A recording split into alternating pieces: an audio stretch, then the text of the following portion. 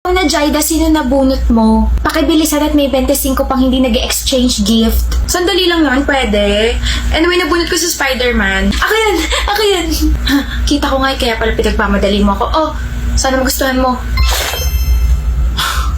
Hindi naman ito yung nasa wishlist ko eh. Ini-expect mong bibilang kita ng laptop, cellphone, o di kaya Game Boy? Buti nga yan yung binigay ko sa'yo para naman matuto ka magsulat at hindi ka hiram na hiram sa akin ng notes. Oh, next na.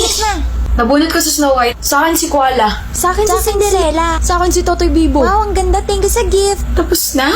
Wala akong natanggap. Wala? Buti nga. Wala. Sino nakabunot sa akin? Si John raw. Kaso absent siya eh. Jana! Oh, ano yun? Oh, minom ka na lang para kumalma ka. Ano ba tong iced tea na to? Hinalo ba to? May buo-buo pang powder sa baba? Magsusoft drinks na lang ako. Si Ma'am nagtimpla niyan. Oh my gosh. This iced tea is so masarap, so good, and so very, very good. Oh my gosh, ma'am. Uuwi ka na agad? Oo.